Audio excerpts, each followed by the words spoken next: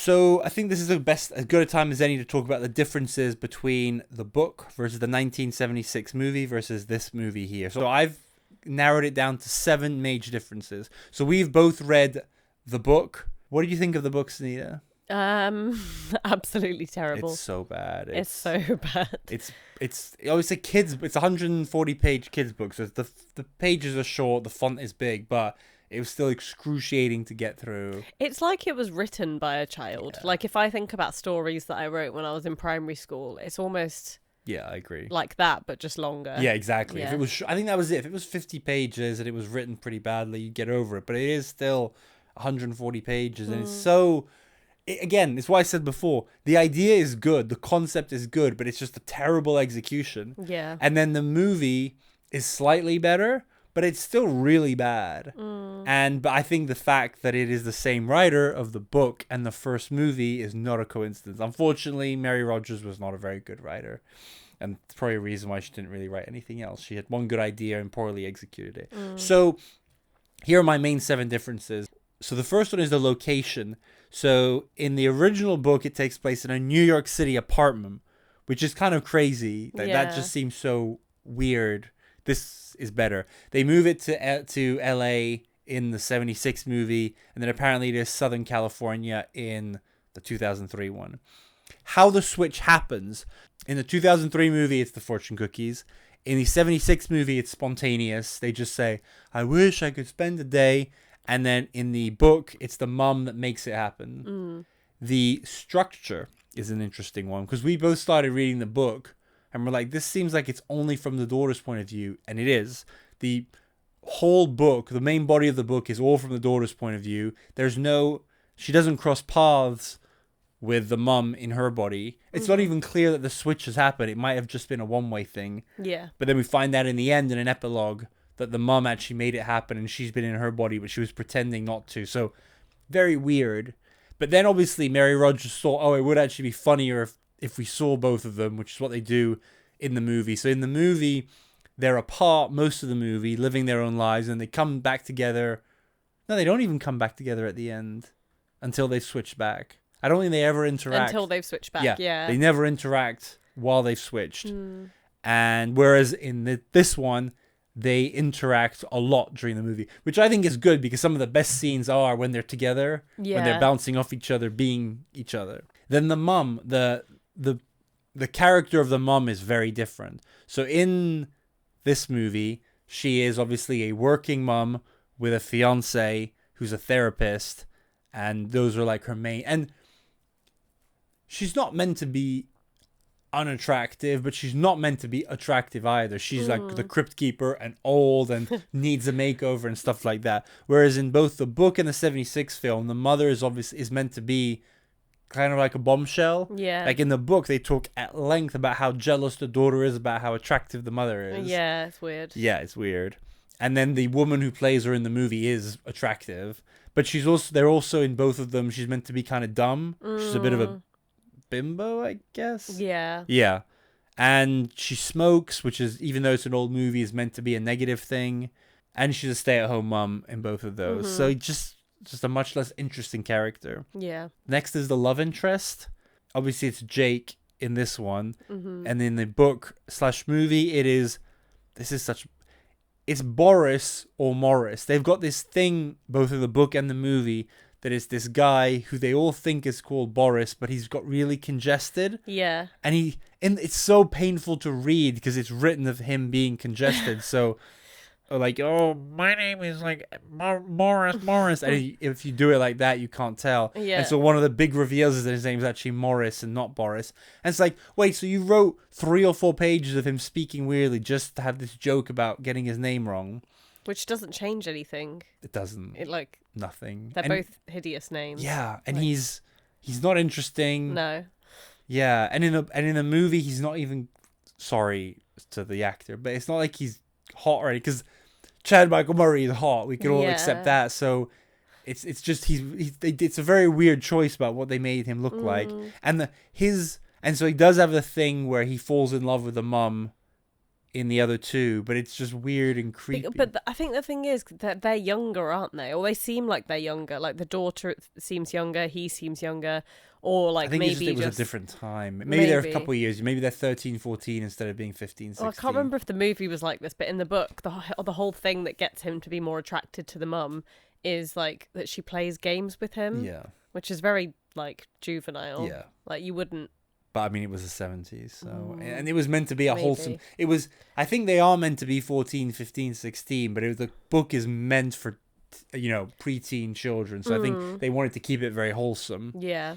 Then the resolution is different as well. And again, all of these basically the pattern is pretty consistent. That they was pretty boring in the first one, then they made it slightly more interesting, but very similar to the book in the 76 movie, and they did something completely different but much more interesting in the 2003 movie. So just finishing on Jake, actually, I think the fact that he has a similar thing where he falls for her, but then but the fact that he doesn't like the mum in Lindsay Lohan's body is something completely new and interesting because it gives him more depth. It shows that he's got good morals and stuff. And then rather than have this creepy thing where he loves her for playing cards with him, the fact that he's likes her for the music and stuff, likes her for her mind, but then serenades her is just like really a really funny thing. Yeah. Then the resolution is very different. So in the book, again, terrible structure. It just sort of ends. Like everything's gone to shit, and then just like that, I think she just wakes up and she's back in her body, and it turns out her mum had switched them deliberately and just decided to unswitch them. And then in the movie, the 1976 movie, they just both say, "Oh, I wish I was back in my body," and they switch back. Whereas here, I mean, this is very 2000s, 90s Disney movies of we need to learn how to improve ourselves, but it's much more emotionally rewarding to have two people go on a journey, culminate the journey, and they get rewarded by getting what they wanted, which is switching back. It actually means something. Exactly. So which just makes it feel more worthwhile. Otherwise, what's the point of it? Yeah. There is no point. I remember my teachers at school used to tell me writing a story and then ending it with and then I woke up, and then it was all a dream is like, really, really bad writing, and that just kind of I know this wasn't a dream, but that's how the earlier version in the book kind of feel to me. It just feels a bit like lazy and not very well thought through. Honestly, the thing is, the 1976 movie had good reviews. They actually had very similar ratings on Rotten Tomatoes as this one, which brings me to one of my points. I'm not arguing over. I think there were terrible movies then, and I actually think maybe terrible movies now are worse than they were in the 70s or whatever. But I think, and there were great movies in the past and there are great movies now, but I think that sort of, let's call it second tier great movies. Like, this wasn't nominated for Oscars or anything, and I think no one is arguing they should. But I think good, not great movies are so much better now than they were, let's go say, back then, because of the fact that I think it's mostly the writing and the acting. Yeah. I just think nowadays you can't get away with just an hour of just, funny things happening. There needs to be a story arc. There needs to be good writing. There needs to be like good pacing and all of that. And I think just people have a much higher bar to what makes a good movie, let alone a great movie. And I think this is a perfect example. I think one of the things I read is that the 76 movie, because the two actresses are good in it. I mean, I'm not saying they're bad, but I don't think they're that interesting because of what they're given to play with. But a lot of the reviews at the time said the movie's not great, but they're great. It was a good vehicle for them to show, especially Jodie Foster, to show what a good actress she was as a kid. But yeah, I didn't watch that and say, you can tell that this woman is going to be like one of the greatest actresses for a generation. No. Even though she's great. Yeah, she is, but not from that. Yeah, like when you see Natalie Portman as a child actress, Yeah. you're like, obviously anyone could see that and be like, she'll probably go on to great things, which she did. But yeah, that's the difference in the 70s and the 90s. So that's the 7 things: the location, how the switch happens, the structure, the mum, the love interest, and the resolution. The only really consistent thing, I guess, is the sort of Jake, Morris, Boris falling in love with the mum. But then the other thing is the brother theme. But that's another one. The brother theme in the book is like the main thing. The fact that they hate each other, but he actually loves her. And it's an interesting thing to have in the story. I think it's cute. But that can't be the whole focus of it. So Yeah, that's a shame. I mentioned before the Easter eggs, so references in the 2003 one to the book. So there's the Boris delivery man. Yeah. Then there's at one point the grandpa calls Harry Monkey as a nickname, yeah. which in the book and I believe in the movie as well, his nickname is Ape Face. Yeah. So I'm sure that's not an accident. And the other one I came up with is something about eat your sister's cereal. Yeah. Which you pointed out. So in the 2003 one, when Jamie Lee Curtis, after the switch, tells Harry to go eat his sister's cereal, which I guess is her cereal. Yeah. But that's something that happens. Yeah, she's like, "Oh, you can go and eat Anna's cereal, my cereal." Yeah. And then he's like, "Oh, well, she'll get mad at me," and she's like, "No, it'll be fine." Yeah. Hun. Yeah. There's a lot of that when they first happens. In fact, they keep, or when she has to talk to Ryan, when Jamie Lee Curtis talk to Ryan as the daughter, and there's a lot of funny stuff there.